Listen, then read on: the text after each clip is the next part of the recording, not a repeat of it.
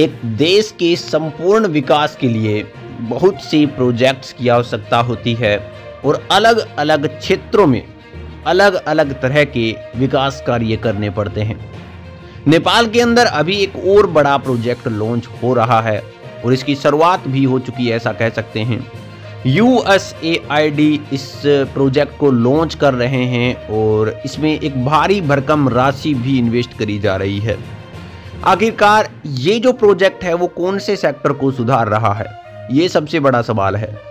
नमस्कार, मैं PM DNA Singh और आप देख रहे हैं कमाल यार। इस वीडियो में जानेंगे कि कितना पैसा इन्वेस्ट हो रहा है और इस पैसे से कितने जिलों को नेपाल के यहाँ पे बढ़िया सुविधाएं मिलेंगी, एक अच्छा फीडबैक मिलेगा इस प्रोजेक्ट का और सुधार देखने को मिलेगा।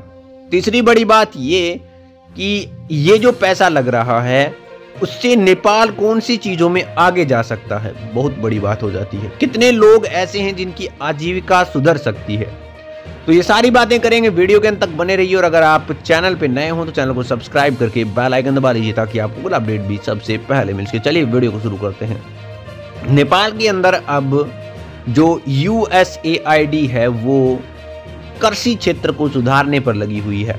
नेपाल सरकार और USAID states agency for international development ने संयुक्त रूप से एक नई गतिविधि, इसका नाम दिया है feed the future Nepal USAIDE agriculture inputs, जो कि अब शुरू कर दिया गया है। इस यहाँ पे स्कीम्स के तहत कहा गया है कि $24.5 मिलियन की फीडिंग की जाएगी नेपाल के अंदर और ये गतिविधि कृषि आदानों तक पहुंचाने तथा सुव्यवस्थित रूप से सुचारू रखने के लिए पूर्ण रूप से ध्यान दिया जाएगा।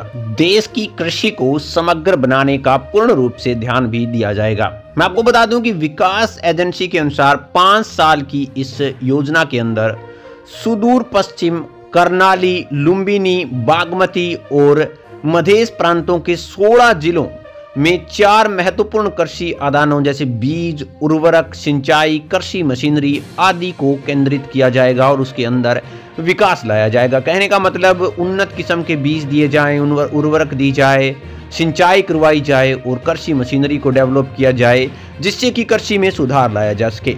इसके साथ साथ USAID आर्थिक विकास और समृद्धि के लिए भी एक दीर्घकालीन भागीदारी निभा रही है। नेपाल के वैश्विक खाद्य सुरक्षा रणनीति के तहत द फीड फ्यूचर पहल के लिए एक प्राथमिकता वाला देश बन चुका है। नेपाल ने इस चीज को एक्सेप्ट किया है और वो चाहता है कि USAID के तहत वो एशिया ब्यूरो में इस चीज को और ज्यादा डेवलप करे और इसे शिखर तक पहुंचाने का कार्य करे।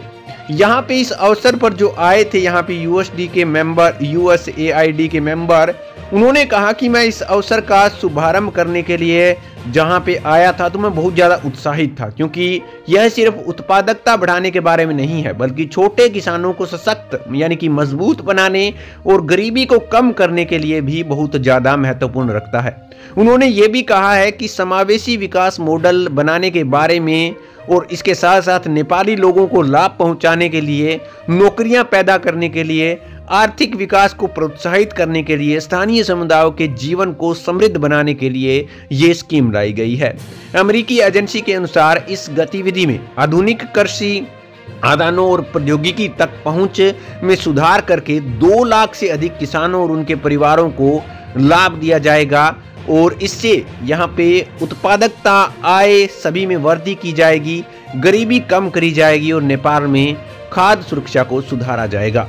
दोस्तों, टोटली अगर इस बजट की बात करें और इस प्रोजेक्ट की बात करें तो गरीबी जितनी सुधरेगी वो अच्छी बात है, लेकिन कृषि के अंदर अगर इस तरह का कोई बूस्ट लग रहा है तो वो मुझे सबसे अच्छा लगा। और एग्रीकल्चर के अंदर अगर आगे आएगा नेपाल तो अर्थव्यवस्था के अंदर एक दूसरा ढांचा तैयार हो जाएगा पर्यटन के अलावा एग्रीकल्चर।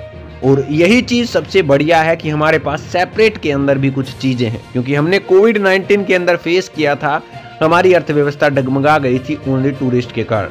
लेकिन अगर एग्रीकल्चर अच्छा होता है तो फिर किसी भी प्रकार की मुसीबत से हम आसानी से लड़ सकते हैं। क्या आप भी यही मानते हैं? अपने विचार कमेंट सेक्शन में जरूर लिखिए। चलिए आज के दिन रखते हैं, कोई नया अपडेट मिलता है फिर आपके सामने आ जाऊंगा। तो वीडियो को लाइक कीजिए, शेयर कीजिए और अगर आप चैनल पर नए हो चैनल को सब्सक्राइब करके बेल आइकन दबा लीजिए ताकि आपको अपडेट भी सबसे पहले मिल सके।